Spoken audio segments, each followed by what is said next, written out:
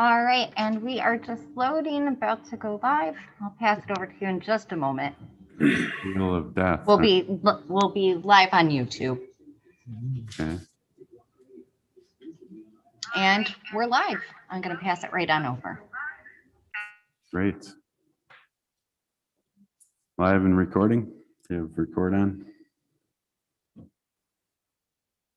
An echo. We're recording. We're good to go. Okay, great. Well, welcome everyone to the Town of Henrietta Conservation Board for Tuesday, April 6th, 2021. It appears that we have most of our members in-house here with myself, Bill Santos, Robin Savaglia, Bud Snyder, Steve Coffey, Noreen Reardon, and Richard Alford present here in the room, as well as Sarah Hogan remote. So I'll call that as the roll. Our first item on the agenda is approval of the March 2nd, 2021 minutes. And I need a motion for those, please. They were sent to you via email. I'll make the motion. Thank you, Robin. And I see Richard's hand up, so thank you for the second. Are there any revisions? Is there any discussion on them? After me. Yep, hearing none. All in favor, please signify by saying aye. Aye. Aye. Are there any opposed? Thank you. The minutes are approved. Are there any board member reports for tonight? I would like to talk afterwards about the trees we talked about last time. Great. Sounds good. Just a reminder, I know it's hard. We like to look at each other when we speak, but if you could speak into the microphones. Is this turned on? Yeah. So we'll move, you have a discussion, Noreen mentioned she has a discussion for after the applications, right? Great, awesome. So we'll postpone board member reports till then. That being the case, next item on the agenda is application review 21-004 Clay Road North proposed manufacturing facility for review of the final site plan of a 120,000 square foot manufacturing facility on 13 acres located on Clay Road in an industrial zone district. And who do we have here tonight? Okay, I can start off. My name is Bob Wainans. I'm an engineer with DDS Engineering. And also with me tonight is Heinrich Fischer, a landscape architect who's working on the project. And I can give you a brief outline of what we're proposing here, and then we can open it up to any questions you may have. Thanks, Bob. Yep. Awesome. Yep, thank you. So yeah, as you mentioned, it's a 120,000 square foot building, which will house a business, a couple of businesses, which we have not determined yet as far as exactly what they are, but they will be in compliance with the industrial zoning that this property is in. There's an existing private drive that extends from Clay Road out to where the building is, and then we'll be extending that private drive actually around our building and heading off to the north for future development, which is really not planned right now. Obviously part of this building will include parking. There's an existing water service at the property line. There's an existing sanitary sewer right at the property line. The storm sewer will be collected on site through catch basins and grass swales, go through bioretention areas and tie into an existing storm sewer that was installed as part of other improvements that were done on the private drive. And that storm flow will go down to the existing stormwater management area and pond that's along Clay Road. And actually, that pond and the private drive are all part of this parcel. When it was subdivided, that's how it was created. And so that's really how we came up with the total acreage on this site is 13 acres, which includes the pond and existing driveway. But of course, the area that we're working on is really only about 8.7 acres that we're going to be developing with the building and parking area. So we're surrounded, as if you've ever been out there, we're right behind the existing Amazon building and their truck loading and unloading area. And there's also to the south of us, there's the existing parking lot that Amazon has constructed last year, and that's there now. And then there's also another parking lot on our north property line that has parking right up to the property line. So we're kind of surrounded on the southwest and north by asphalt. But I guess another thing to point out is on the north portion of the parcel that's open, we will be putting land bank parking. So we've kind of held off as far as showing any defined landscaping or anything up there because potentially it could be developed into more parking. But so we'll be just grassed over and vegetated at this point. And so I guess that's it in a nutshell. And Heinrich and I'd be happy to answer any questions you might have. Great, thank you, Bob. Who would like to go first? Bud, yeah, Bud's hand raised there. All right. Bob, couple of questions here. First of all, the service road appears to extend beyond the parcel that you're asking us to look at.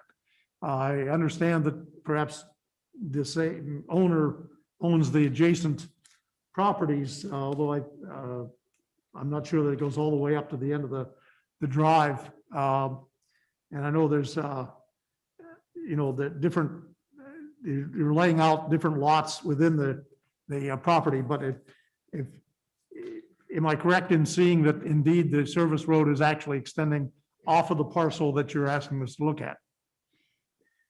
Yes. Yep. It is off of our parcel that we're developing, and correct that the same owner owns all of that property. So it's the owner of our parcel, Clay Road Properties, is also owner, I guess, with the Donahoe Management and the Carey Ventures that own the parcel to the east. So it's all the same group. But in time, some of those properties, once they're fully developed, may be separated off and the like. How do we approve a project on, you said 8.7 acres, but it actually includes drives that aren't on the 8.7 acres? Also, I'm looking to see, overall, we're very interested, I'm sure you know, in about 28% green space. And when I was looking at the site, you said it well, it does have an awful lot of pavement and very little green space. What is the percentage of green space on the parcel that you're looking at here, that 8.7 acres? And then, what are your plans? I assume that's, you're looking at future development and that service road, which apparently is the only one that services this entire complex. Are you figuring on that would be used as the one for the other two properties to the east, I guess? Yeah, and actually there has been a subdivision approved recently that includes, there is an existing lot that I think we were in a year ago or so, was potentially going to be a T-Mobile building that's on the east side, probably the southern. You can see a faint property line on our plan, but that is that T-Mobile site that was originally, we'd come into the planning board and then that went away. So there's basically a lot there.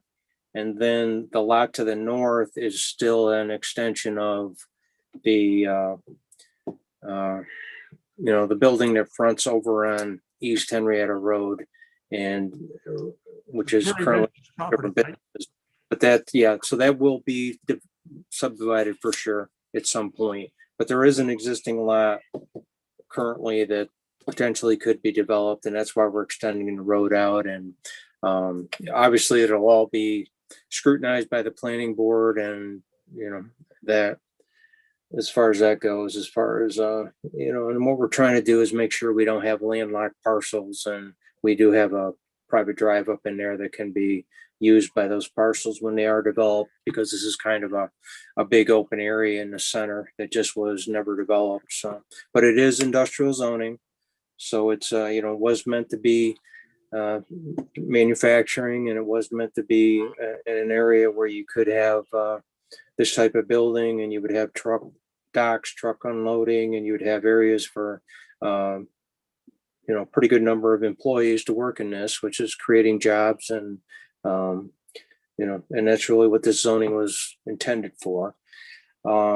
As far as following your the 8.7 acres, which is just this lot squared off, kind of, we calculated about 72% impervious, so that's 28%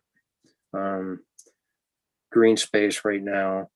But then the entire lot, which of course includes all the way down the private drive and over into the pond area, and that with a full 13 acres, it's about 52% coverage for the building, or impervious. So if that answers your question. Yeah. So Bob, just to follow up, you have 28% on the disturbed area is green space or pervious surfaces, right? And Correct. of the 13 acres, you're saying, so if we 48. take, where's the 32% you said on the whole? 40 would be 48% 48? open space, Okay, 30 to 20%. because obviously that includes the existing stormwater pond and everything. So Yeah.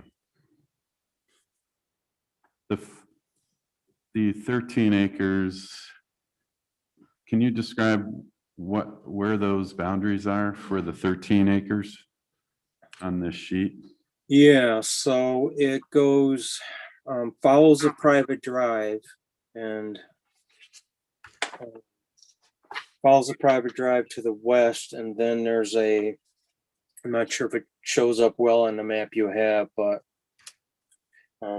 at a point probably 200-300 feet from Clay Road, the property lines heads to the south, and then it just is a box area roughly that's it goes all the way to the southern property line of that parcel that the Amazon has their parking lot on now. Yeah. Bob, would it help if I shared that slide you sent me over? Yeah, Yeah. that should be, that doesn't, and it doesn't show anything. I wish we do have a survey map. There was a survey map that the planning board approved last year, which does show that entirely. But if you can kind of see as I described, heading out towards Clay Road to the west, you can see a property line that breaks off and goes south, and then you can see the start of the stormwater management area, the retention pond, and the bio area. Got it. Thank you. Bob, could you explain to us what is going to happen then to the huge parking area to the south that's bordered by the ponds towards Clay Road? But basically, that huge area, is there a building plan to go in that, or is that going to be full parking for the other buildings that are developed? Is Amazon the one that's in the front portion between your project, between this building that's being proposed and Clay Road? Is that the Amazon you were talking about? Yes, yeah, that existing building in the front of our building is the Amazon business. And they also own that parking lot that you were talking about. And I do not know what the future plans are. I mean, I assume it's going to be a parking lot for employees and trucks and stuff. But they own that now, and I'm not sure, exactly what their plans are. They own the pond also? No, we own the pond. Okay. That's why it's the cross-hatched section on the overall view on the first page.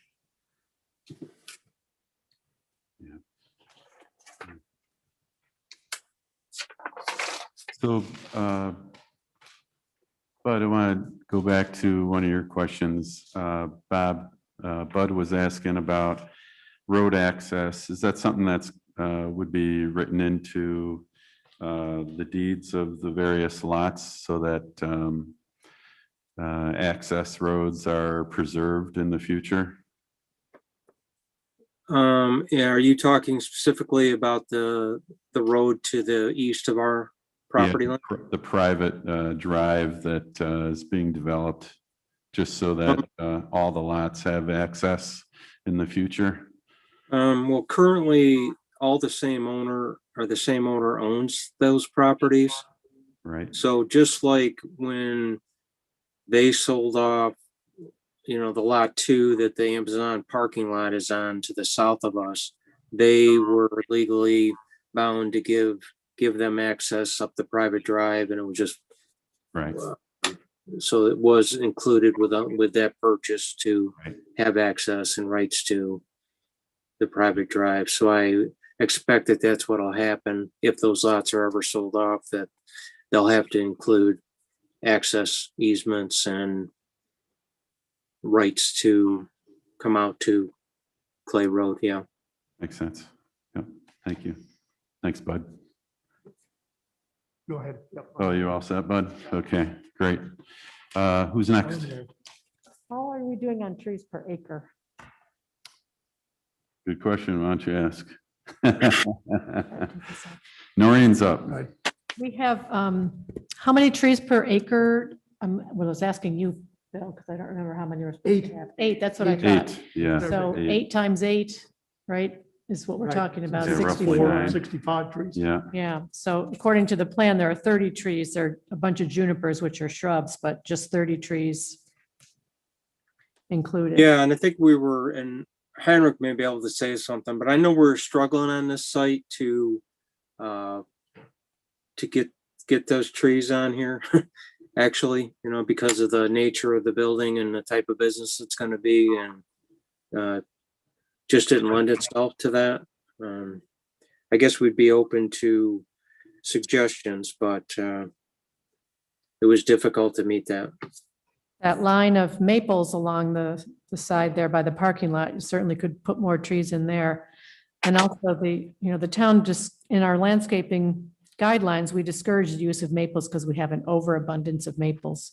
So 2 things, if we could switch those maples for something else, like some maybe oaks or hackberries or something else, and add trees to that area.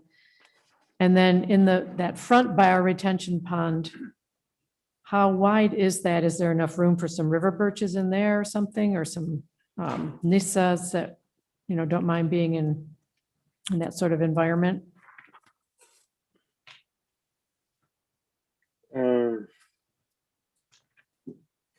Yeah, we can look at that. It's about 200 by, I bet, and I don't have the full dimension here, but it's probably 200 by 500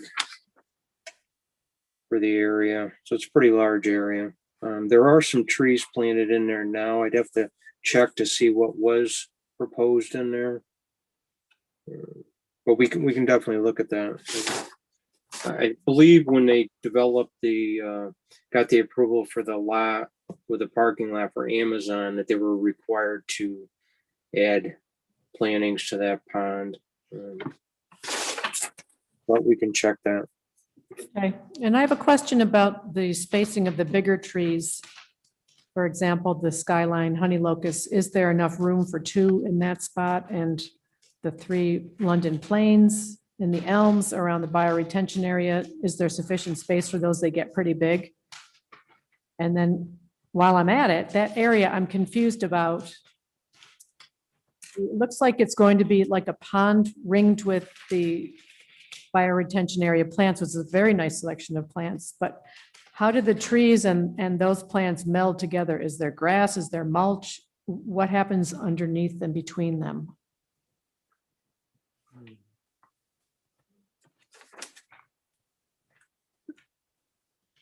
Heinrich, do you want to answer that, or you'll have to unmute yourself? Or I believe it's going to be grass in that area. Are But we, do you hear me now? Yep. Okay, I'm sorry. Yes, it would be lawn area underneath the trees. And I think my main concern, well, let's go to the skyline honey locust. That plant will eventually, at its maturity, get around 35 foot in width. So scale wise, I tried to, show the plants as to their mature size. So I do believe we have the room to plant those in there. The frontier elms, they may get up to 30 foot in width. That's the way we've shown them. So I think there's plenty of room there. I think one of my main concerns was, or is, the heaviness of the soil that we're working with. And in the bio areas, my concern is, what are we creating in terms of wet feet? And, are we actually helping in terms of planting, in those areas? Certainly the one along Clay Road might be a little bit wider where you could work something like river birch, but a mature river birch again is going to get 35, 40 foot in width. And if we're working with a 20-foot area, now we're overhanging, into both the roadway and into the parking area by a good 10 feet or more. True, the canopy will be up high enough, and plants certainly can be trimmed to accommodate that, so there's not a conflict between vehicles and, the trees themselves. The other concern is with the roadway as it is, with the salting in the wintertime. We're sort of with a heavy soil where there's not a tremendous amount of, percolation down through. Are we creating a situation where we've got such a salt buildup that we're, going to eventually, actually stunt the growth of the plants? So those were some of my thinking of going into it, but again, certainly wide open to any suggestions. And that bioretention area that you just referenced along the front there, the only plants are in those corners. Is there going to be standing water in there? Or is there like a seed mix in there too? There's a seed mix in there also. Okay. We've been working with the biologists and horticulturists on seeds out of Meadville, Pennsylvania, using their recommendations based on our soil types, our soil analysis and that type of thing. Okay. And what sort of, is there irrigation for the foundation plants for the future? I'll throw that one back to you. we don't have any land, no.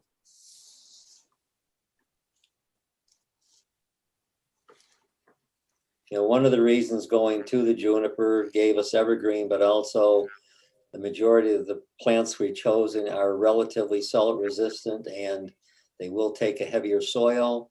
And once acclimated, they will definitely, be a little bit more drought resistant.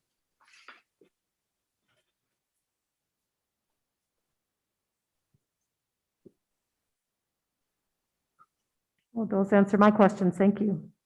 You're welcome.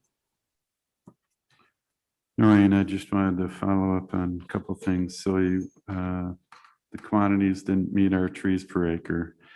We were considering adding some in specific areas and also donating to the tree bank. And we also said to consider reducing the maples to another type, correct? That's right, yeah. Was that the, pretty much the, was there something else that we wanted to add? No, Heinrich answered the rest of the questions. Okay, awesome. Thank you. All right, Noreen, thank you. Who's up? Steve, Robin, Richard, Sarah? I can go. Okay, I great. can Thank you, Sarah. build on a little bit of what Noreen was saying. So I I have the rendering and then I have the landscaping plan. And the rendering, it looked like it showed some trees in that island that's buffering, you know, the adjacent vacant parcels versus the truck turning area. And I just wondered, you know, if there, when I looked at the landscaping plan, there weren't trees in that island, so I didn't know if there was an opportunity to, you know, put in a smaller tree type in there. And I understand, you know, trucks are going to be circulating in here.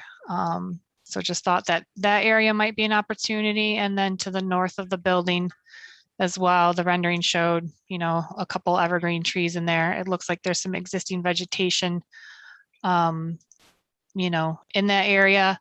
Is that intended to be like to remain existing, you know, successional field, or is it intended to be mown lawn in that area and seeded? What was the intention for the area north of the building?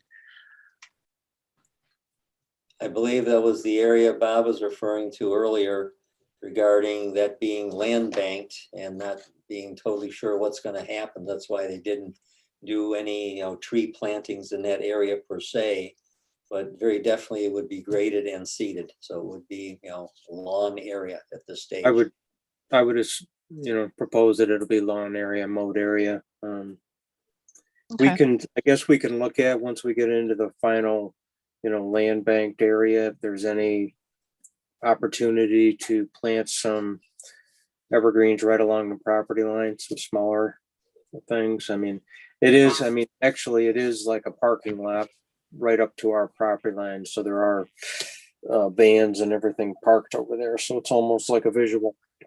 It'd be nice from our side of it, but you know, I guess we have to make sure we have the area that's not going to be disturbed. So.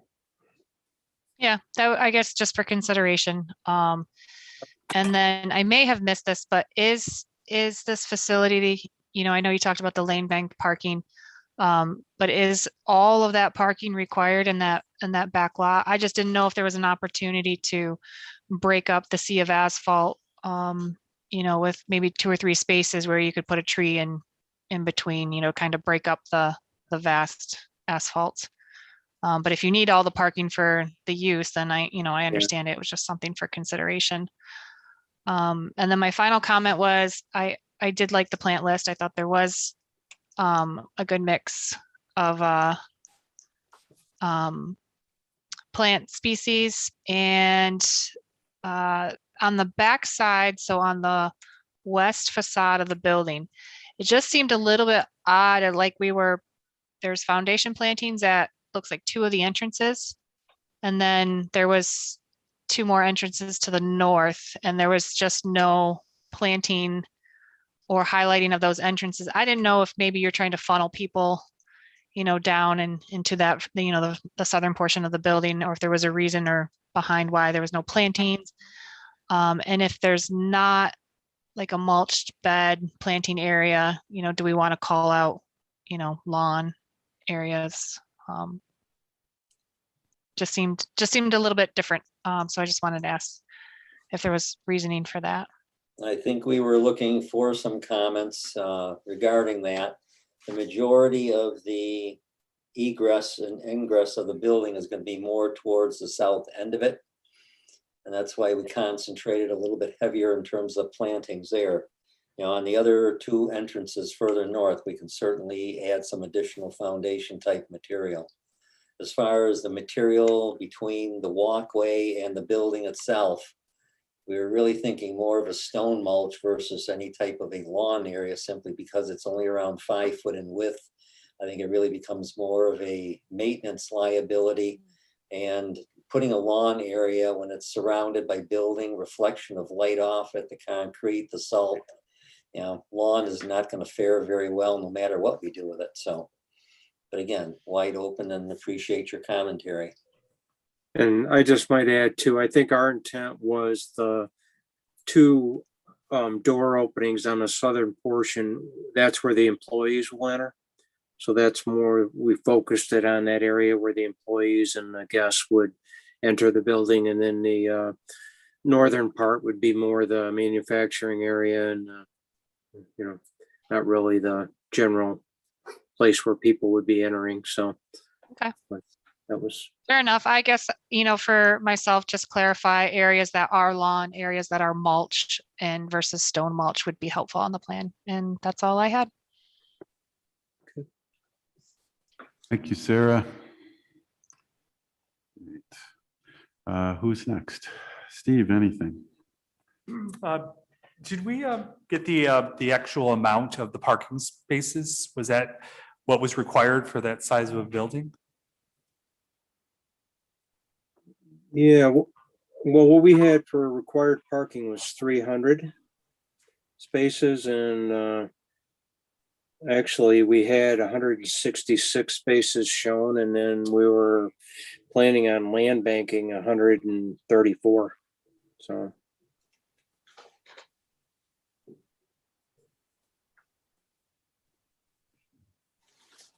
Okay, thanks.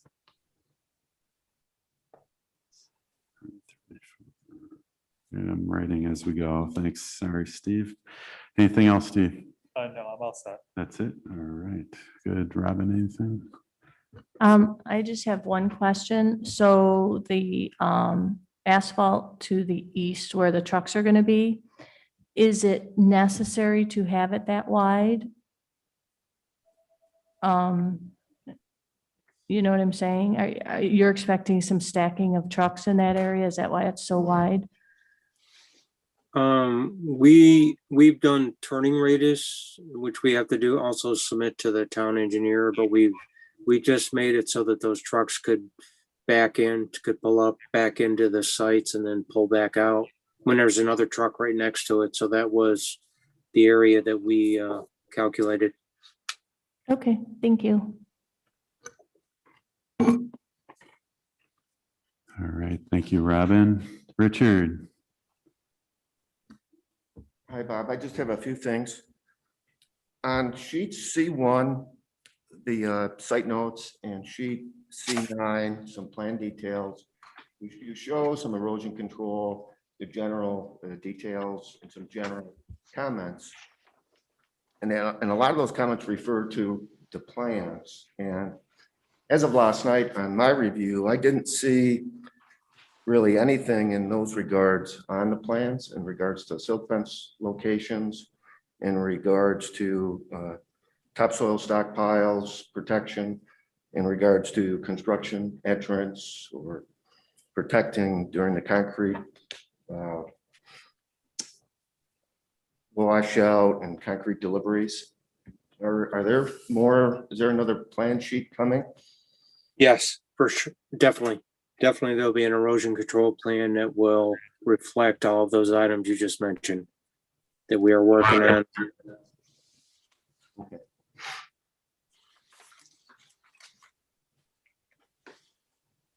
That was it for me. Oh, great. So I just wanted to capture that, Richard. So we're recommending adding erosion control and also construction filtering, right? The truck washouts. Yeah. And it will be a full erosion sediment control plan with all the details and, in compliance with all the New York State DEC stormwater regulations. And, Right. And obviously that will be scrutinized by the town engineer also. So Sure.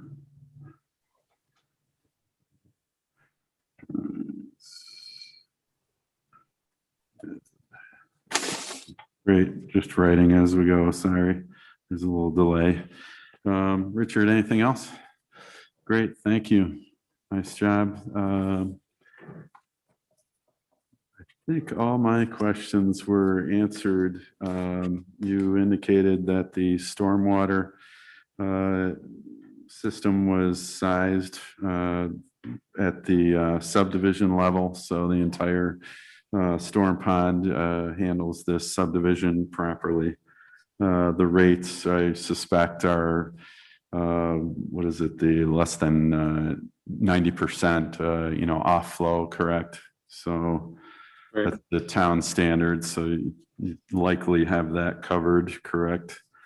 So, And the other thing, Noreen brought up the tree count as well. So if we could add where we can, and then contact the town engineer regarding the tree bank for any, maybe 8 times 8.7 acres. So whatever that number works out to, I put it in the notes here. So those were the 2 comments I had. If there's, Bud, you have another, yeah. If there's, no problem. If you think of something you want to jump back in, please Yeah, do. it's a second Yeah. round. It's actually on the parking. I don't, could you hit those numbers again? I come up with somewhere in the drawing itself, somewhere around, 220 or so that are shown striped and everything else. I assumed that the bank parking was the portion in the north end of the building. But are you saying that part of what is shown as parking spots in all the striped sections you're not going to have it that way? That's going to be grass and landscape? Yeah, when you say that, I didn't count the spaces. I was reading from our parking requirements table that's on our plan, and I guess I'll have to check that. Okay, because you're actually where it show in the portion on the south, you've got the 27 spaces and then the 13 spaces that include the handicap parking spots, but that's 40. And then on the other side, on the running the long length of the building to the west, it says 65, but it comes out to be more like 90. And then the other row shows the 6 with that handicap spot, and it looks like another 70 spots there. So the numbers aren't matching it. Yeah. Can you tell me again what you said about, didn't you say you were 220, but you're only going to use 60 of them or something like that? Yeah, and what I was reading off of the set of plans that I have is that the required number of spaces was 300. 300. Okay. Space. And that's on page C3. There's a table there. And I believe that was based on the, and then what I had proposed was 166, and then land banked 134, which sounds like, unless we didn't call it out properly all the way down through there, that, ultimately we have to have the 300 spaces, so. But you're wanting to land bank about half of those, right? Yeah. Like And I'll have to double check that. I apologize. I'm not exactly sure how that worked out. okay, because it, Maybe the notes are wrong. So you want to just have them check just make a note to check the parking okay. quantities, is that? And then the other part of that was, what about snow storage? What, assuming that all the areas you show paved are going to be paved, and your access road, service road and the like, as you said, everything else is right up to the edges of the parcel, basically. What have you thought of for snow storage, snow plowing in the wintertime? Keep the lanes clear. Yeah, I'll definitely have to be into those areas, the open areas. We do have a fairly good size open area on the east side along that private drive, which is, we don't really have a lot of plantings in there because there's a storm sewer that goes through there, and there's another utility that goes through there, so it didn't lend itself to being a good place, but there is a couple open spaces where we can push snow, and obviously, and the other one will be on the east end of the parking lot on the south side, I guess, into that area. So, I guess I'm looking ahead to where those parcels are going to be developed. And Oh. you're kind of restricted to what space you presently have for getting rid of it, or taking it off site, but basically still have to clear it all. And it's got a lot of salt in it. yeah, and you're speaking specifically about the private drive area that's off our property? Yes, and your parking lot itself. Yep. where cars- Okay. Cars are going to be parked, however many, 160 or 200 or whatever. So I'll make a note, Bud, to just that we recommend checking the parking quantities and recommend labeling the snow storage on the plan. Does that make sense? That'll be fine. Bob, I had one more thing, jumping back. So, and doesn't have anything to do with Conservation Board. I apologize, just my own curiosity. This is a private drive, so did the fire marshal, will they have to have a private hydrant system as part of this? So there are hydrants on the existing portion of this private drive right now up to our property. And then what we were planning on doing was running a 6 or 8 inch service into the building and then coming out with private hydrants around the building. Gotcha. We have to comply with what the fire marshal's requirements. Right. But that's normally what we would do. Yep. And that's kind of what we proposed here. I haven't seen his review on it yet, but Right. there's a couple spots where we're proposing a hydrant coming out of the building. Yeah. So. Yeah, that's what I figured. And when I saw the private drive, I suspected as much. Okay, great. Any other comments from anybody? Nope. So hearing none, let me read what I have. And if you're happy with it, I can accept a motion in a second. So the applicant stated the following. There's a private drive. Currently, the site is mostly asphalt. The existing utilities are available at the property. Sorry, I'm writing as we go. At the property line. Storm flow will connect to the existing system that was sized to handle the entire subdivision. There are 8.7 acres that are being disturbed or on a total of 13. There's 134 land banked parking spaces are proposed on the north side. And this area will be left as lawn area.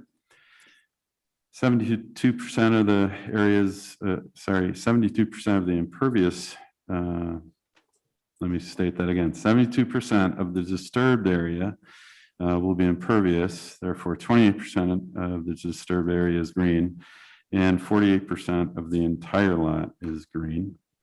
It is expected that access for the private road will need to be preserved if the lots are sold. And let's see, the bioretention areas will be seeded.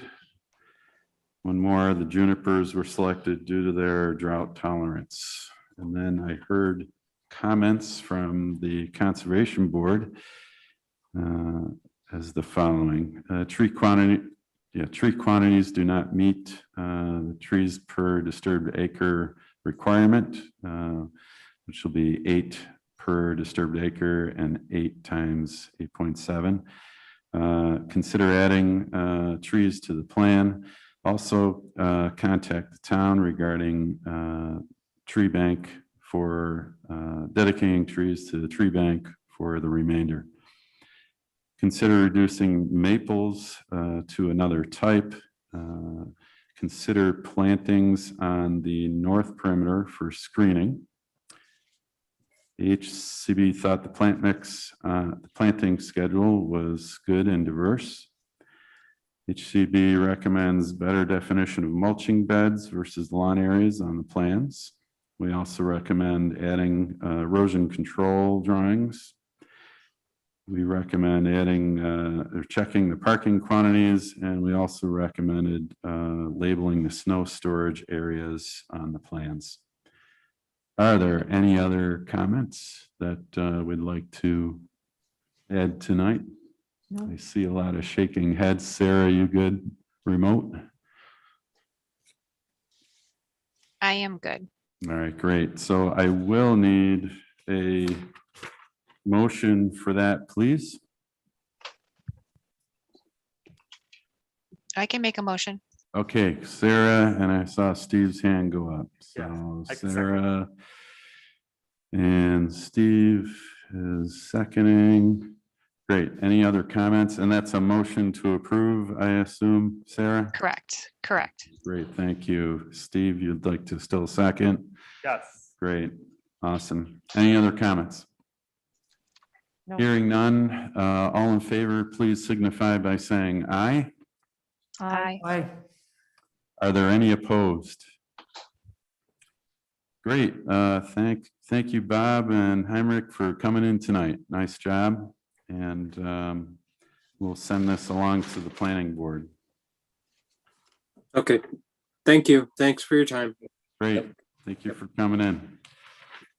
Next application is application number 21-005, Riverton Parcel E, for review of the final site plan of an 110 unit multifamily community on 26 acres located on Scottsville, West Henrietta Road in a planned unit development district. And who's here tonight, please? Hi, my name is Joshua Saxton. I'm a civil engineer at Pastor Associates. If you feel like you've seen this project before, you have. Hey, Josh, I think you just hit your space bar because you went mute on us a little bit. But We good? welcome back. Okay. So I guess I'll go back to the beginning. I don't know when I was muted. My name is Joshua Saxton. I'm a civil engineer at Pastor Associates. And like I said, this project was presented last October. And we had to resubmit based on some town comments that we had, kind of caused some of a redesign. So I'm gonna share the screen. Can you all see that? Yes, thank you. So this is the previous design. I just kind of wanted to refresh everyone's memories on the project. So this is what was presented back in October. It was 120 units with 12 of the 10-unit buildings. One side of the parcel was developed. That's in the corner of Scottsville West Henrietta Road and East River Road. And the other was along Scottsville West Henrietta Road and Moore Road, with kind of this green area that's not going to be developed. It's around 7 acres that we're not developing at all, not putting a road or anything. And I can go to the proposed, which is the next one. It's relatively the same with a couple of minor changes. And I'll go down to the zoomed in renders in a second. The east side has lost one of the 10-unit buildings, and it's been replaced with a clubhouse and a pool. And other than that, not too much has changed on the east side. The west side, one of the 5 buildings got shifted up to the north, and this area has been cleared out with another entrance along Moore Road. The main driver for this redesign was the buffer requirements set forth by the town of Henrietta. Traditionally, there's setback requirements for buildings, which is you have to build your building X amount of feet back, and it kind of makes your developable area where you can place your building. But Henrietta now has buffer requirements, which are based on the land use, not on any type of setback. So in this case, these single family homes to the south and along East River Road required 100 feet as opposed to the 60-foot setback that's in the town code. So we kind of had to consolidate both sides to meet those buffer requirements, and that came up in the initial submission of this project. So that's the main driver for why this had to be redesigned and resubmitted for your review. So to kind of get into some facts about the site, like I said, we lost one of the buildings on the east side, so we actually lost 10 units. So we went from 120 units, now we're at 110 units. There's a little bit more disturbance on the site. since we did clear this, looking back at the old, this northern area wasn't, take a little bit of time to load, this northern area wasn't cleared. But we did have to clear it to meet those buffer requirements and to put that additional building. But we still meet the green space intention. We have around 80% green space on the site, which is more than the required 25%, I believe. A lot of that being this center area that's not being developed. So we're keeping a lot of green space on the site. Hey, Josh, yeah. excuse me, sorry. Did you say 80%? Yeah, 80%. Okay, great. Thank you. Go ahead. So some other changes to the site. We added a nature trail that's actually going to connect the two sides. It's kind of hard to see, and it might show up better if I go down to the zoomed in portions. So we'll start on the east side. It's kind of this brown trail that traverses. So it's actually going to connect the two sides instead of them being kind of isolated. We'll give, a nice trail through the property that will connect the two. In addition to that, there's a sidewalk improvement or addition along Moore Road. You can kind of see it starts right near the intersection and will extend down and go down to a single family housing development off Acres Drive. And these are all comments that came up during the initial submission of this project. The town kind of wanted to see more connection to the existing infrastructure for the roads and also connecting the two housing developments. So in addition to that, parking for both sides. Oh, get into the landscaping. We do meet the parking requirements. It's 2.5 spaces per unit, which is 275 when you take into account the 110 units, and we are proposing 281 spots, which are provided in the driveways, the garages, as well as the parking in front of the clubhouse. Go back to the overall real quick. As far as stormwater and utilities, the storm ponds haven't changed drastically. We did go through the initial review from the third-party SWIP reviewer for the town. And he had some initial comments that we addressed, and we're waiting to hear back on some secondary comments.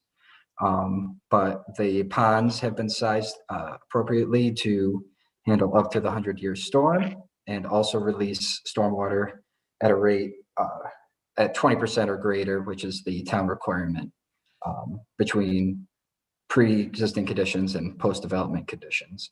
So it's letting out less stormwater when compared to the existing conditions. In addition to the stormwater quantity, the quality is treated by the bioretention areas. That hasn't changed since the last submission. And those have been sized and have a wet seed mix that will handle the water that will go in. There won't be any standing water. It'll filter through the soil media, and there's under drain underneath the soil media that drains it into the pond. Lighting hasn't changed either. They were, I think they might have been landscaping plan, pedestrian lighting that won't be intrusive into adjacent parcels, but will also provide enough lighting on site so that residents will have, line of sight for roads and will feel safe on the property. Trying to think of what else has changed. We are still providing snow storage around the site in the open areas along the road. They'll provide the snow storage. And we've also added, go to the landscaping plan. Another thing that came up is more of a buffer between the single family houses. So we've added more trees in addition to bumping the buildings back that 100 feet to meet the buffer requirements. We've added trees. This is on the east side. We've added some trees to create more of a buffer. And then even on the west side, we added a fence along the southern border with some trees on both sides to really kind of separate the single family housing development to the south and this multifamily development to the north. There hasn't been too many drastic changes to the plant schedule. We do have a planting plan for the townhomes that is shown. It's a blow up showing the mulch bed limits as well as the plantings that will go around the building. And then we also have trees shown around the site that will be used. And I believe before we actually short on the 8 trees per acre on the initial submission, but with the additional buffer trees, we actually meet those 8 trees per acre. I believe we require, I had it written down somewhere, 135 required trees, and we're proposing 157 based on this plan. So we do meet that requirement from the town. So trying to think if there's anything more. I think that's it. I know it's been a while since you guys seen this. It's been a couple of months, so I'm more than happy to take any questions or suggestions that the board has. Great, thanks, Josh. Nice job. So, Bud's way, he's on. I got a couple. Bud's ready in the batter's box, Bud. Good job, Josh. This is good. I actually pulled out the previous plans and compared them with the drawings that I had from last time. Couple of quick questions. In order to do what you have listed as a 6-foot stone dust trail, connecting the two that you mentioned, is that going to require much clearing in order to do that? I assume that's a lot of brush and small bushes and trees in that area where the trail will go through? Yeah, looking at the aerial, it does. This is kind of some of our rendering from over here. It is relatively clear already in this undeveloped portion. Okay. There will be some clearing just to make room for the trail. Obviously, we're going to minimize that as much as possible to keep as much of the existing vegetation there. There's also going to be a crossing because there's a stream that runs along the east side. It's not shown here, but there's going to be a pedestrian bridge to cross that stream for that. I would suggest that now the Henrietta Foundation maintains the Lehigh Valley Trail, Stone Dust Trail, bicycle and pedestrian trail, but it's 8 to 10 feet wide. I might want to consider making that, especially if it gets as much use as I imagine it would, and if it has bikes on it and that sort of thing. The 6 foot is kind of narrow, we found for people going opposite directions. But obviously the clearing needs to be a little more so you don't have branches growing out and people being hit by them as they go on their bikes. Yeah, no, definitely. People it's not like we're hurting for space in that area, so we can definitely widen the trail.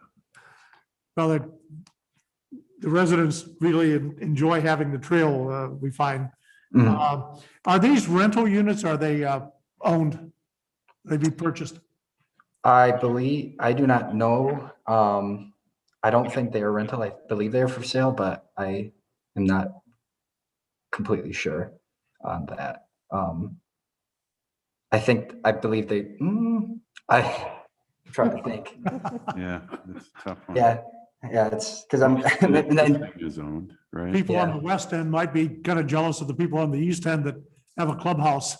Yeah. Yeah, I do not know at this time. I believe that will probably come up during the presentation to the planning board, but I do not know at this time. Gotcha. Incidentally, the letter that you sent still refers or shows 7 buildings on the east side rather than 6. Just so you're aware. Okay. It was still 120 okay. total units. Okay.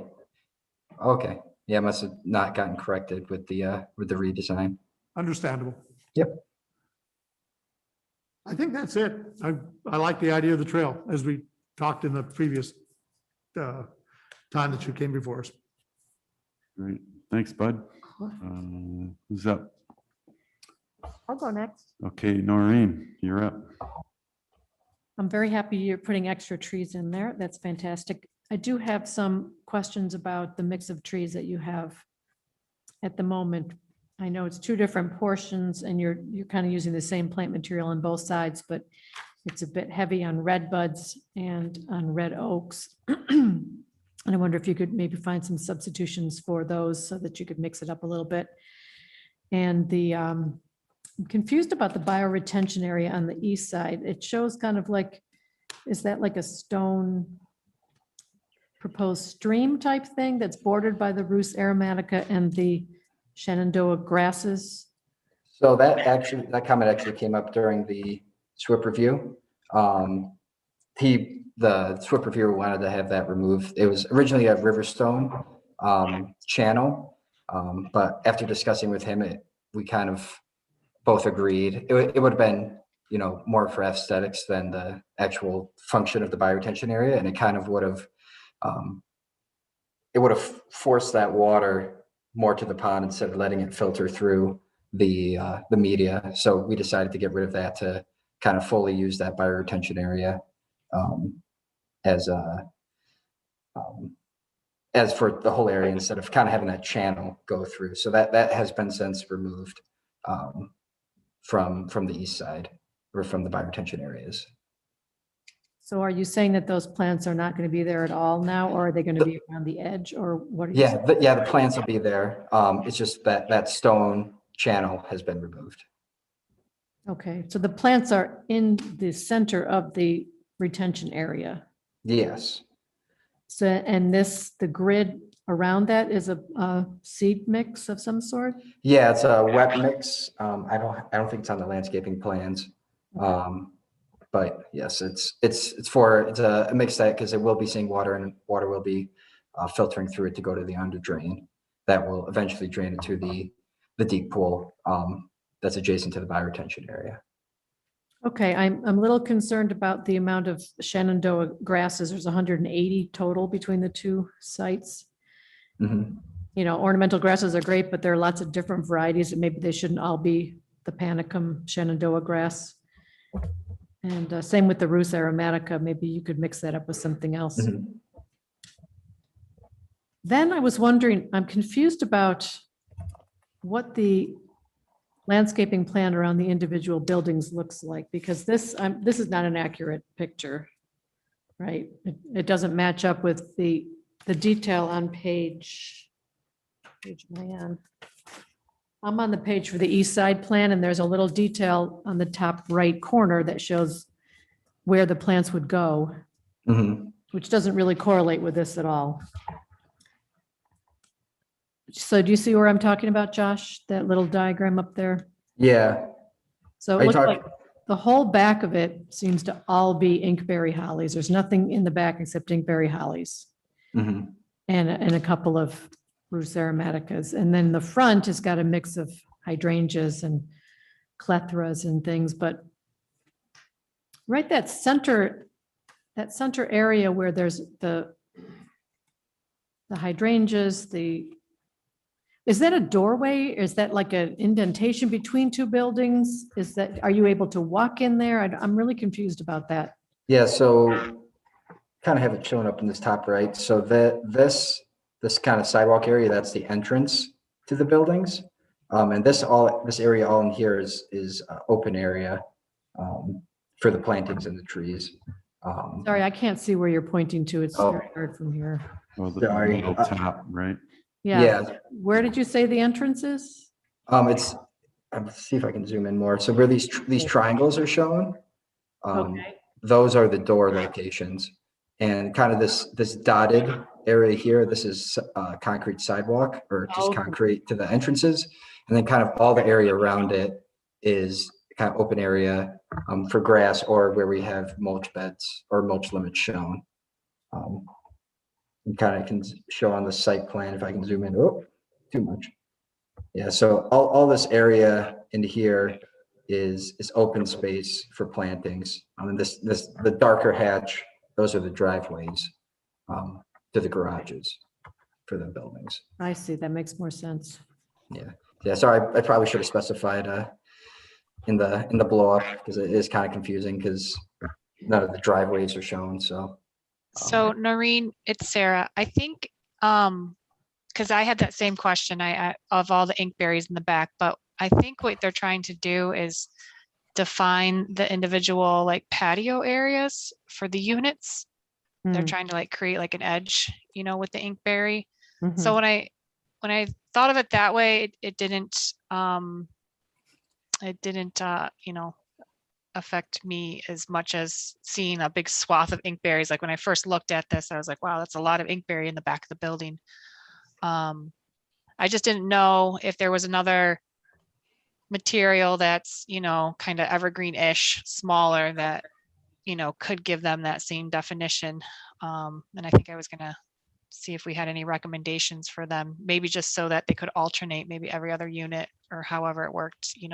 They swapped out a different plant material to get the same effect and the same aesthetic that they're going for. Yeah, I certainly would never recommend boxwood, but something, it's hard because there aren't very many Right. leafy evergreens. And in my experience, while inkberry holly is potentially a good plant, it just doesn't do very well. And to put so many of them back there like that just seems like you forgot about what you were doing in the back. Just threw a bunch of inkberries back there. So maybe you could mix that up, like Sarah's saying, add something else for more interest back there. Yep, I agree.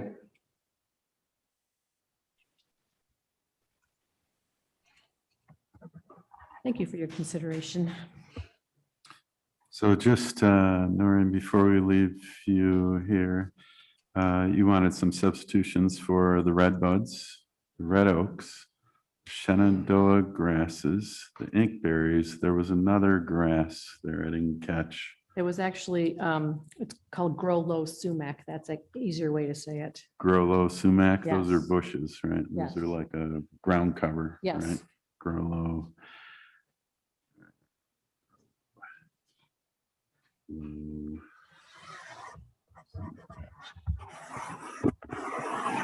That list as a comment.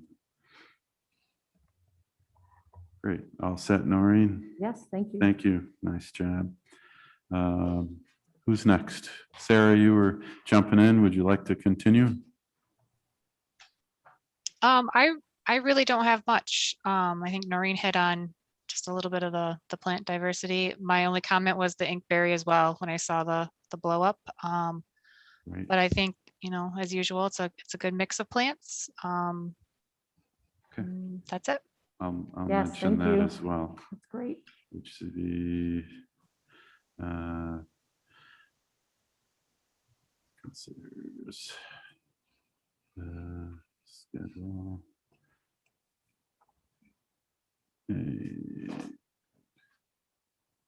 Next. Okay, great. Who's up? Who would like to go? I'm all set. The presentation pretty much answered everything for me. So thank you. Great, thank you, Steve. Robin, I see you reaching for the microphone.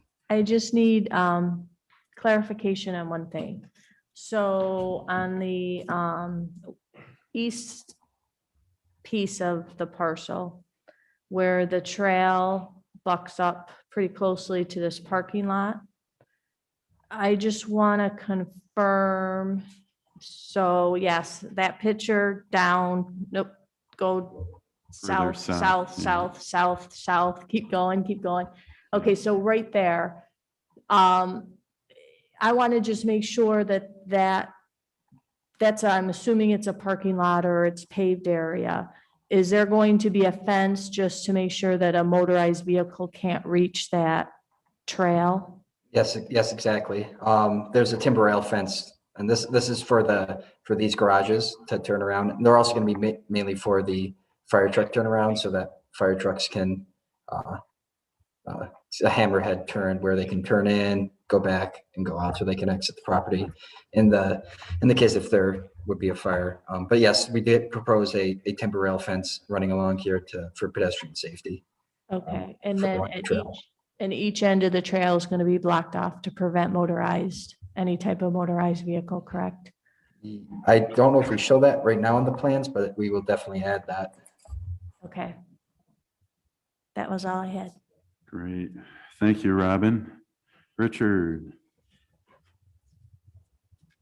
Okay, I do have a few things. On sheet C-114, the east side landscape plan, I just wanted to ask about the lack of a berm or trees behind building 8. That seems just to be missing or different than everything else on the. Yes, I do think we are retaining some of the existing vegetation along the back here. We can take another look and just see how much we're going to be clearing here. If anything, we could almost take our clearing line closer to the trail and keep more of that existing vegetation here. Because I have to double check the grading plan, but I don't think there was anything too drastic in this area. So we could either take back our clearing limit and maintain more existing, or we can add trees if we determine that we do need to clear that much. So we'll definitely take a look into that. Yeah, I was saying that there is a home back there, and then there's a utility building. So it may be good for both to protect that view from both people. And just that area, that was the only thing I saw lacking there, or I had a question on. The other thing I wanted to ask you about, is there going to be a maintenance building, a little garage, a shop for snowplow equipment, or is that incorporated with the clubhouse? I didn't see. Hasn't been for this clubhouse. I don't think it's been fully designed yet. Most of the time in these projects, it is stored in the clubhouse, that those materials. So if they were, it would be in the clubhouse, but I believe right now there is no plan or no storage area other than the clubhouse. Okay.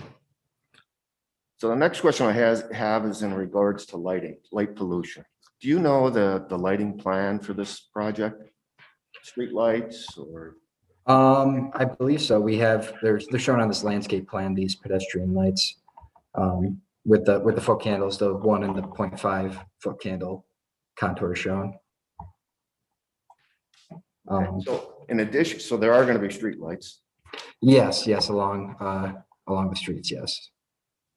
So this is, I guess, sort of personal, but I wanted to just add that in a lot of these type of projects, I see lights on every garage, overhead door, on timers that go on, all 100 go on at the same time, and they're on all night long.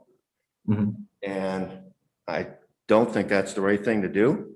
I just wanted to address that and make a comment about that. That is very annoying to neighbors and people that live in the project. That's my feeling. It's also very bad for birds. Yeah, no, I as I shown on this plan, we only have the street lights. But I can take a look at the lighting plan for the buildings and figure that out. See what they are, and maybe we can show them next on the next plan. Okay. And the last thing I have, I'm maybe out of bounds a little bit. I know that you said that you had the parking approved.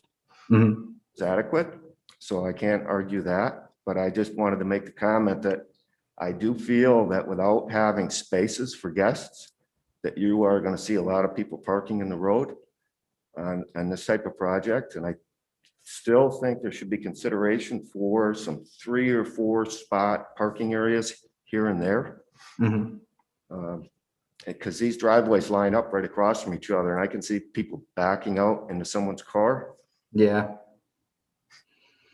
no, I agree.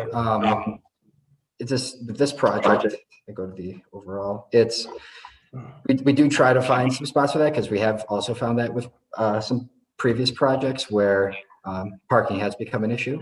But on this project, it might be a little difficult. The fact that we did have to squeeze everything together to meet those buffer requirements. It doesn't leave a lot of room for parking. Just looking at it now, we could maybe throw some spots on the west side, kind of near the entrance.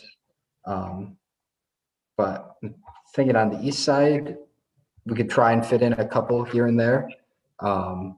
but it might be a little difficult to get additional spots. But we'll definitely look into getting as much parking as possible because, like I said, we have found that even if we meet the requirements, sometimes that's still not enough for some of these developments, especially when people have visitors and parties and whatnot. And there's gonna be additional cars. So we will definitely look into that. Okay. Yeah, that's it for me. I have one more question. Go You ahead, brought up the Lauren. berm behind building 8, and it made me wonder about the existing berms. I see they're 4 to 6 feet. That's in width. Is that right, Josh? Let me scroll down to you're talking about the ones along the. Building 8, building 7. This is still the east side. Okay, over here and on the south. Mm-hmm. I believe that was height. I can double check, but because I think they are, this whole area was supposed to be burned up 4 to 5 feet. Whoa. Okay, I'm just concerned with the roots, the roots of the trees need to go out, and oftentimes in a berm, if the berm is too narrow and too high, there's no place for those roots to go. They don't grow down, they grow out. So if it's going to be that high, they need to be pretty darn wide in order for those trees to have a healthy life and grow to, their mature size that you're intending to put there. So just wanted to bring that up. Okay, yeah, no, I'll definitely look into the berm heights, make sure there's adequate space for the trees to go.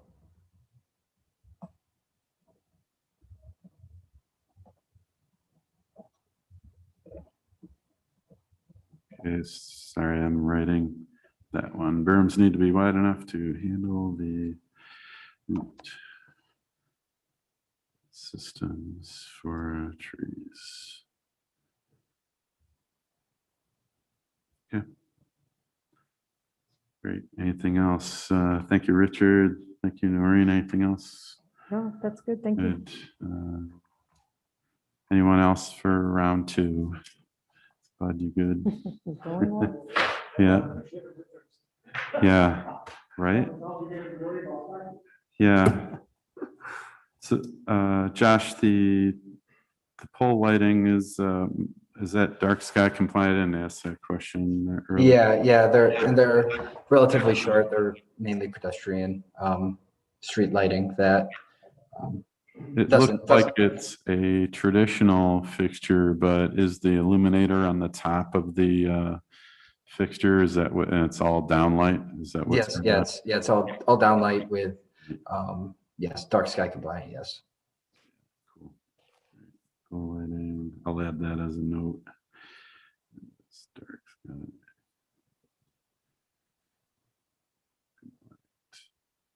Okay, great.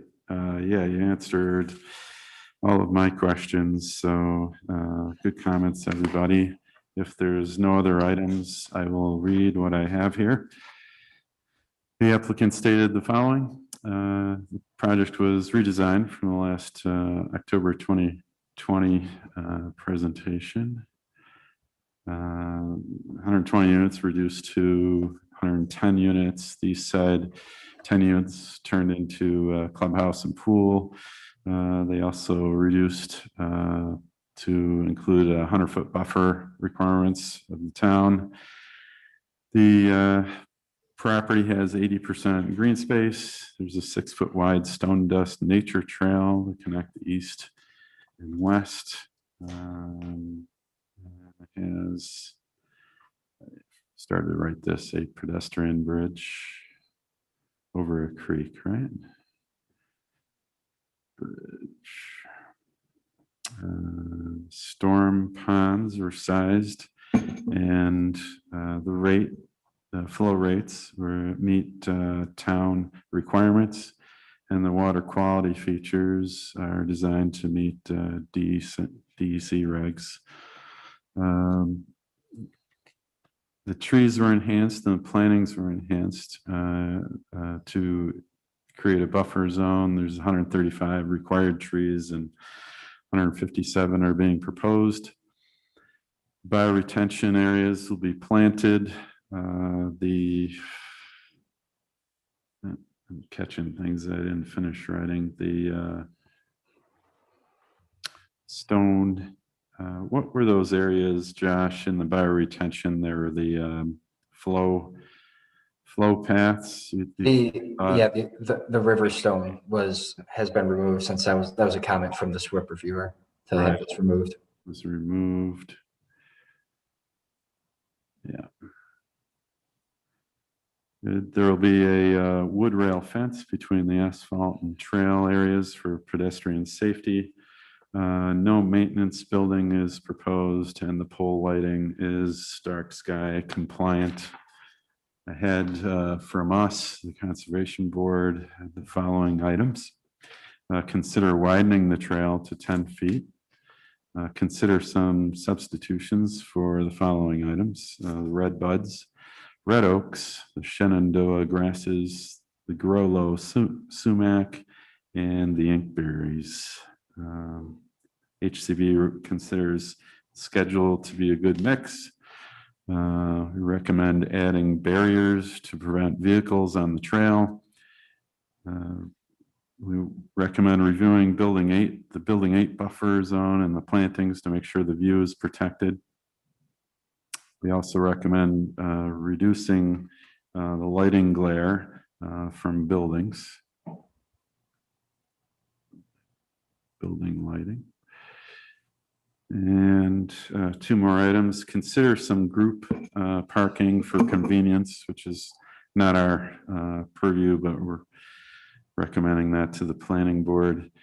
And just a note that berms need to be sized wide enough to handle the root systems for trees planted on the berms.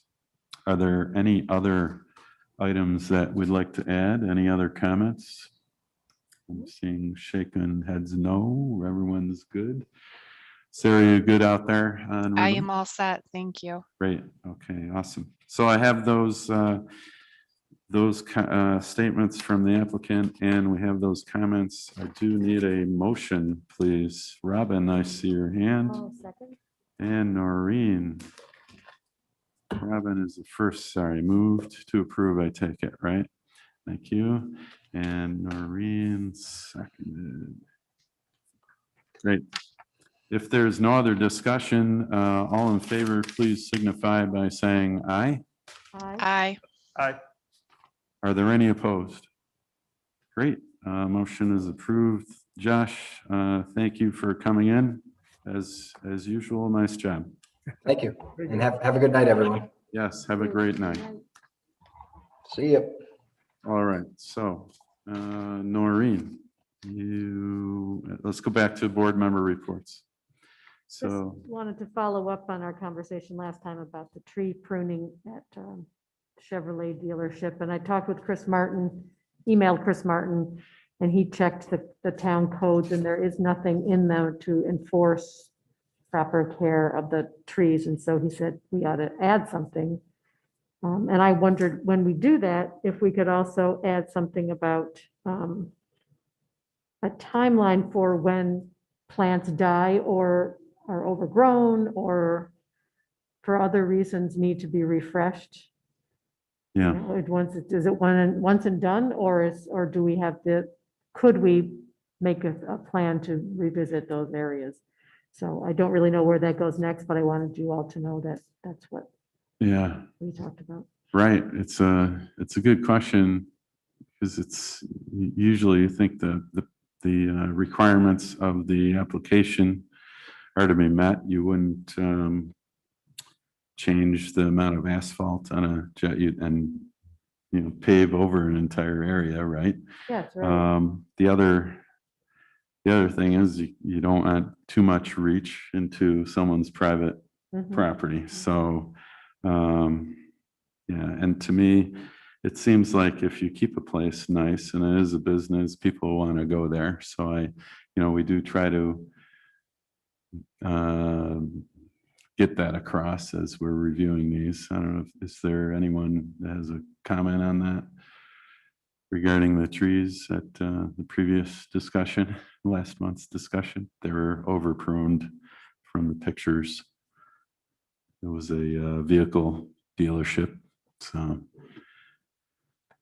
Interestingly enough, right now, the dealership has about 20% of the car space is used. I don't know if they're Yeah. having trouble getting supply from manufacturer or if they're phasing back out, they're getting ready to close down, but I heard the something trees make else. it even, it's even more obvious that they just Yeah. brutalized them, and that's not right. Yeah, yep. Yeah, there was another option that you didn't present that I think is the answer, so I don't want to say, so, but anyway, anyone else? Robin, you usually have something to say on, just us putting requirements on someone else's property, and yeah. And I appreciate those comments too. You tend to reel us in. So and maybe it's something that you need to think about.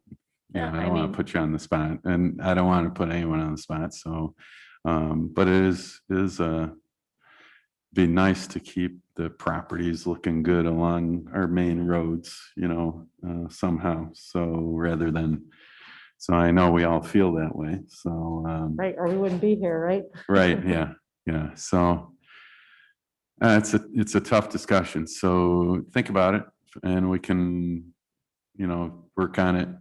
I don't know how much real enforcement we have on that. Sure, right? I So, understand. yeah. And you think, what if they just, after 2 years, just cut them all down? Right, right. What would be the point of us Who are the having? neighbors? Right. Who are the neighbors to that particular dealership for the trees? Couple roads, really, and farm land. The Bean Farm is at the top of the hill, but you've got two hotels across the street from them. Yeah, You've got a Wendy's, you've got a Tim Hortons on the other corner, it's a yeah, corner, it's where Monroe Tractor used to be years ago. And Patrick Pontiac had been down on West End Road down by across from Burger King. And they wanted a more, nicer facility. And that lot was nice and, very expensive, but when they put it in as first class operation. But it's changed, that they're no longer Buicks around there. Everybody's, a lot of them cut back on the cars, and the car dealers are fighting a battle all the time.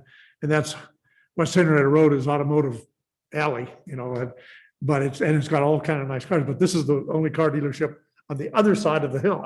Okay. It's kind of interesting, and, and everything else is, Yeah. Mercedes and the Porsches and the BMWs, everything else, right down the, West End of the road, you have almost every car I dealership. was just thinking from a competitive part that if all of your neighbors have really well, Right. trees, and you're like the outlier. Yeah. right. Maybe it would be, maybe the economics would force you to comply. if you Right. want. Again, at the time, and that was close to 20 years ago. It was first class, done in first class, when most car dealers at that point didn't have trees. They didn't want them, they wanted just cars out. And they weren't caring about the drippings of the salt and the oil and all that sort of thing. So at the time, as I said, he was kind of state of the art in terms of the facility being clean and that sort of thing. Yeah. And attractive with the Yeah, trees, but it was. that was years ago. And, I'm not even sure that he owns it or whether the son, family's taken over, but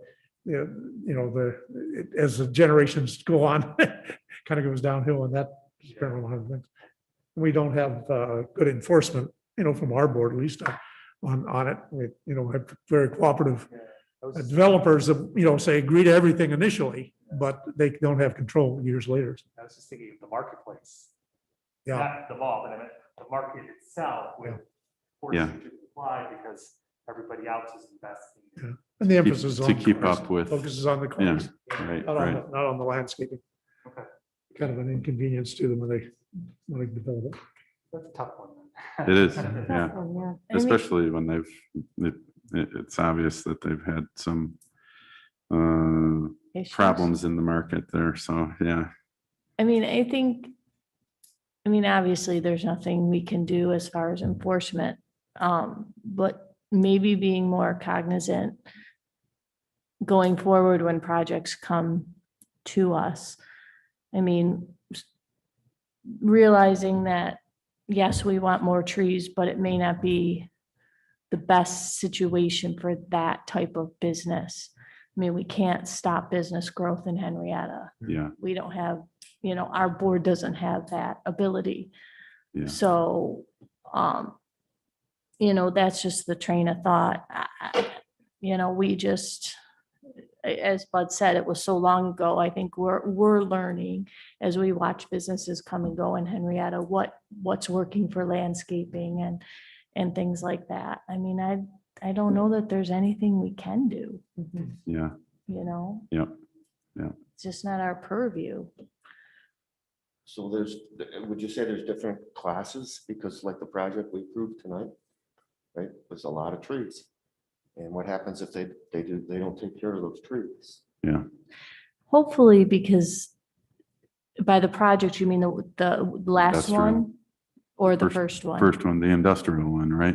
The second one, the river. The second Oh, the one. Riverton? I mean, Okay. hopefully, So that's just saying classes. We're looking at Yeah. commercial and now we're looking Yeah. at residential. Right, right, It's residential, and for the most part, the people that are living there will, kind of, yeah, they want to live, they're either paying a lot of rent or they're Yeah. buying it, and they want it to look nice. So that's kind of a self-governing, self-enforcing thing. But when you get businesses, whose focus is the business or selling the cars or selling the products or whatever they got, their concern is a lot less. But homeowners basically, kind of tend to enforce themselves. It's businesses that become the problem. Well, but I guess where I'm going with, we don't know if these are for sale or rentals. So when That's the rental true, and they didn't know comes either. in, Then Surprised me, I don't but know it's, places where they've let it go. Yeah. I'm sure everybody has. And we never allowed them to grow. They planted them and then moved on. Yeah. Never took care of them. I think they're part of that Riverton HOA. area. Yeah, and I think a lot of that is owned. But yeah, that's a good point. Yeah, Think we. If it's owned, they probably have a That happened homeowners with the association. first Project where, it's a factory and they plant the trees in there and just walk away. and I mean, it that's, doesn't happen very often, really. That's the only place that it's really so bad. But it just makes me think if we have these recommendations and recommend, that is the word, that yeah, there's a reason we have them, is because that's what we want to have Yeah. the town look like. And we don't have the enforcement, like you said. So it's just an interesting conundrum to be in, really. yeah. And you just, I think you hit it there with, it's only really happened this once, and it could happen again, but for the most part, I mean, you take a look at places like Home Depot, and I still get, how did you guys get them to plant so many trees type of comments when I go to other, county boards and stuff like that. And, there's so, you drive down Jefferson and there's a decent amount of plantings everywhere, and it does look decent. So for a main thoroughfare like right, that, so, correct. we're doing all right. So, Almost goes to the economics. I mean, Yeah. the appointments, just a couple days ago, they're doing all their, their contractors are in there, getting all their, mulch and trees. Right. looking good and Yeah, stuff like they that. take- Yeah. Spend a lot of Yeah, money if they want to show- That's at high standard. they do, that- yeah, that they do. Yeah, so. Don't get me started on that. But I don't know. It's a question for probably the town and the more towards the code, the laws and things like that. Maybe how much they can write in the code on that, Mhm. So good question. Maybe we can ask, have Chris or somebody ask the question for us, town engineer, and see if that's an option. So, Yeah, what other sort of code enforcements do we have, like abandoned houses or right, cars parked on the lawn? Correct, yeah. We do have some enforcement of things like that, right? right, we do. Yep, cutting the lawn and all that Yes, stuff. yeah, Yep. Zoning enforcement can Mhm. play a big role in that, and they've got their hands full, but this could be added. I've got one other thing. I'll make it as quick as I can. I'm really uncomfortable or disturbed or whatever with the application on Clay Road. And for Richard and maybe some of the others, this is a overall property that basically was kind of landlocked and locked in by 390 and Jefferson and Clay Road and the Lycrason Road. And this was a parcel that they had basically tried to sell, or actually sold to the Seneca Nation, and they wanted to put the casino in on this property, which was kind of uncomfortable with that too. But what's happened is that they've ended up, I don't know if you remember, but must be 2 years ago, 3 years ago, we approved, basically the Amazon, and then we approved the T-Mobile facility that was going to go into, but they needed more parking, or Amazon didn't want to give up parking. So they were going to share it, and they were going to work around one building and pave it over as far as they could. And some of it was going to be owned and some of it wasn't. I talked to Chris Martin about this. I said, how do we have an application where a major portion of the access isn't even on the property that's owned, or, that we're looking at? And he said, well, it's, they kind of own this part. Now, they don't own that part. And his answer was that, he's doing the best he can with that. But the thing is, we'll probably develop this over here, and then we know that person, we're kind of working with them. And so, and that they own what was the old castle building, and now is Green Light and some other things. And they're going to be developing too. But I'm really uncomfortable with approving something, and I don't want to stand in the way, because granted, they do own this, but they don't own this part. And that's where it is. And it's like, everything's becoming a hodgepodge on certain projects, where they've got the land, and well, we're going to do this, and we're going to do, and some of it probably isn't our purview, but it doesn't seem right, but this may not go through. It will. But it's like this over here, it was going to be something else. And we approve it, and we go, okay, well, you said that, it was before that was okay. Well, it's, I'm going to build this beautiful home, and I'm going to have my driveway. It's going to go over on the neighbor's property, but he said it's okay. Who's responsible for the maintenance on that road?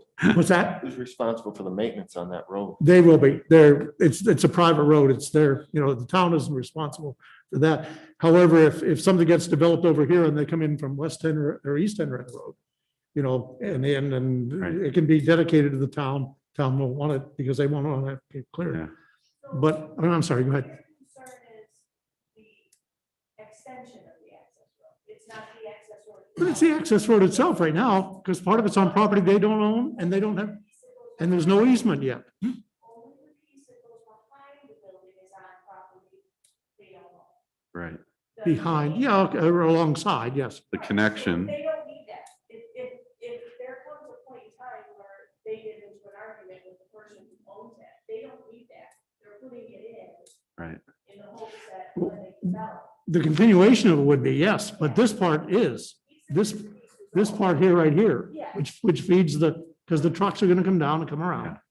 This whole portion here isn't on their property. This part is, yes, but they're not going to do right of access. I mean, that's a legal thing. They're going to sign legal paperwork that gives them permission to use this. They're not taking it by chance. There is legal paperwork. Right, and he owns this part already, although that may end up to be Regardless of something else. whether he owns it. When this piece is closed, I guarantee there will be legal access. Easements, okay. Okay. So it's not. And we mentioned in our notes most times, too, most times, that's already arranged ahead of time. That's all. Yeah. It's like.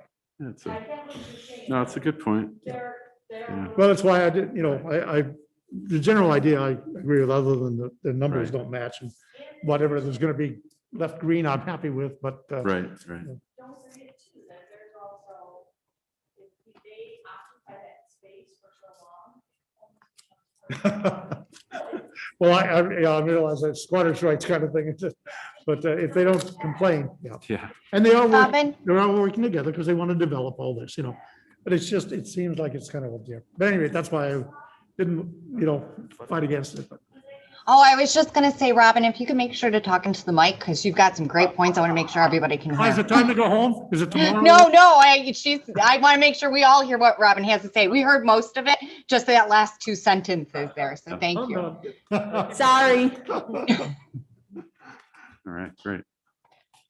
Anything else? I forgot you were there. Audience at home needs to hear. We're listening. Good. Our audience at home needs to hear you. Right. Yep. Well, if there's nothing else, the next meeting is May 4th, 2021. And I need a motion and second for adjournment, please.